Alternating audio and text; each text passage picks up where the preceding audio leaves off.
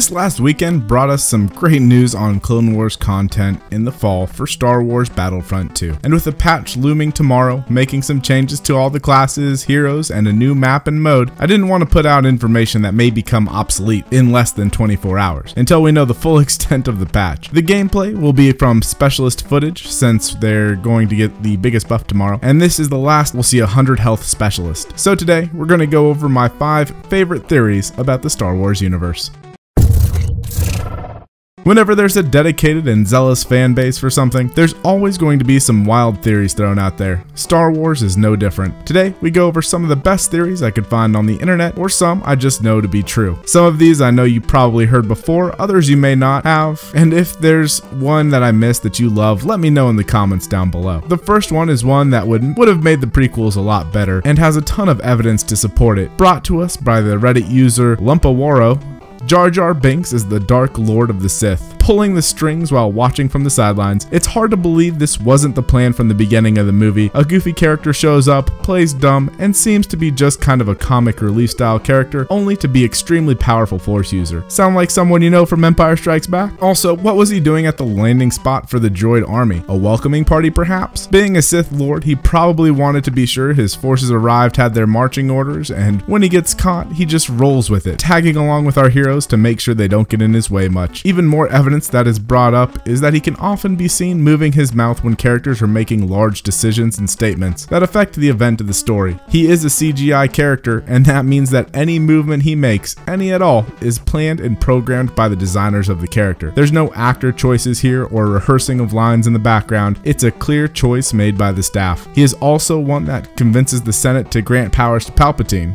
Why is that? Because it's all part of the plan. Number 2 is brought to us by Reddit user Red06 and has to do with the fight between Vader and Luke in Return of the Jedi. Before an untrained Rey beat Kylo, and before Jedi Jesus Anakin blew up a capital ship because he had experienced pod racing, a half-trained Luke Skywalker beat the Dark Lord of the Sith, Lord Vader. How was Luke able to beat such a powerful Sith or fallen Jedi without having completed his training?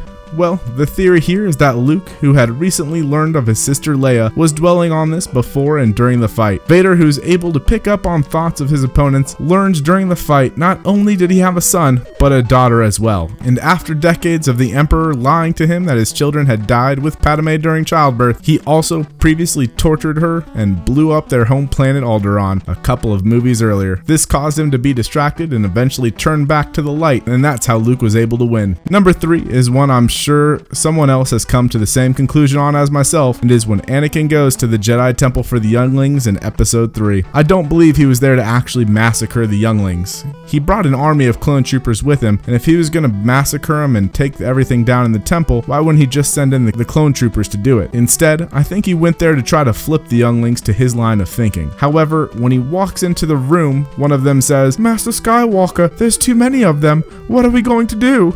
And at that point, Anakin, who is already pretty emotionally fragile and has the anger issues of a 3-year-old, just loses it. Since the Jedi wouldn't make him a master, and he was very pissy about not getting that promotion, he loses control of his anger and he takes it out on the children. Had that little Padawan said anything else at all, we may have never seen him turn all the way to Darth Vader. Fourth, we have one that is so rampant I can't find an initial source, and it's a combination of 3 separate theories. All of them are very similar, and one of them have to be right. 3PO, R2, and/or Chewbacca are all spies for the Emperor. I know a lot of you are doubtful on Chewbacca, but hear me out because this one's my favorite. Chewie is always around when the Empire shows up. He's at the Falcon when the Empire shows up when they're leaving Tatooine. He's with our heroes when they're heading to Cloud City and the Empire arrive just before he gets there. He was on Yavin 4, a secret rebel base, when the Death Star showed up, and he was on the mission to the moon of Endor in Return of the Jedi, and the Emperor happened to know all about that mission. Furthermore, the Wookiees are enslaved on Kashyyyk and under control of the Empire. But according to the holiday special, which is in fact canon, his wife Mala and kid Lumpy and his father Itchy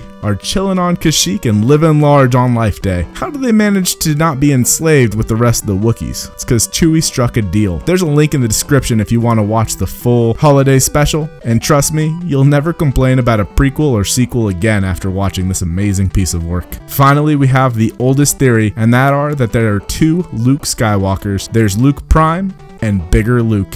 This theory was around as early as 1985, and I'll link the Nerdist column on it since they go into greater detail, but this theory is that there are two Lukes. One main Luke, which is Luke Prime, and a slightly bigger Luke. This is throughout the original trilogy. Fans noticed that Luke's height changes from scene to scene when compared to Han Solo. Using Han Solo as a baseline, we see that he grows and shrinks throughout the movies. Furthermore, when Leia says, "Aren't you a little short to be a stormtrooper?" she's actually acknowledging the bigger Luke. This theory goes on to say that when Luke is in the cave of Dagobah, he wasn't fighting Vader or a manifestation of Vader, but he was actually fighting bigger Luke himself. What would have happened if bigger Luke would have won this fight? No one knows.